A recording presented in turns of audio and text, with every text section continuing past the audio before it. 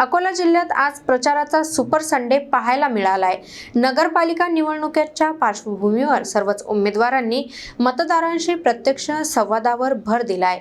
तेल्हारात भाजपच्या वैशाली पालीवालांनी घराघर भेटी घेत प्रचाराला वेग दिला असून तेल्हारा भाजपचाच गड राहील असा दावा त्यांनी केलाय।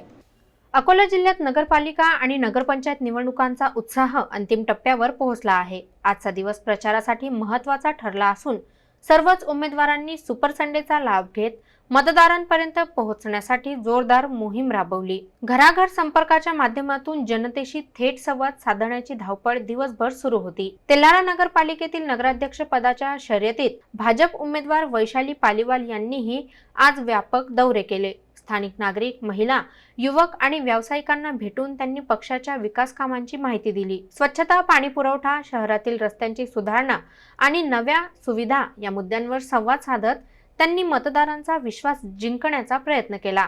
पालीवाल यांनी सांगितलं की तेल्हारा हा भाजपचा पारंपरिक बालेकिल्ला असून नागरिकांचा विश्वास पक्षाच्या पाठीशी कायम आहे। आगामी काळात विकासाला गती देण्यासाठी भाजपच सक्षम असल्याचं त्यांनी ठामपणे नमूद केलं। जिल्ह्यातील इतर नगरपालिकांप्रमाणेच तेल्हाऱ्यातही राजकीय वातावरण तापलं आहे। मतदारांचा कल कोणाकडे वळतो हे 3 डिसेंबरच्या निकालावर स्पष्ट होणार आहे। मात्र आजच्या प्रचार मोहिमेमुळे शर्यत अधिकच रंगतदार झाली आहे। गोरगरिबांच्या मुलांचे जे माझे जे विनंती आहे ना, ते त्यांचे काम आहेत ते मी पूर्ण करण्याचा प्रयत्न करणार आणि रस्ते तर सुरक्षित करणारच आहे। रोज नियमितपणे त्यांची साफसफाई, नाल्यांची साफसफाई, पाणी पुरवठा, वीज आणि सगळे जे काम आहेत ते मी पूर्ण करणार।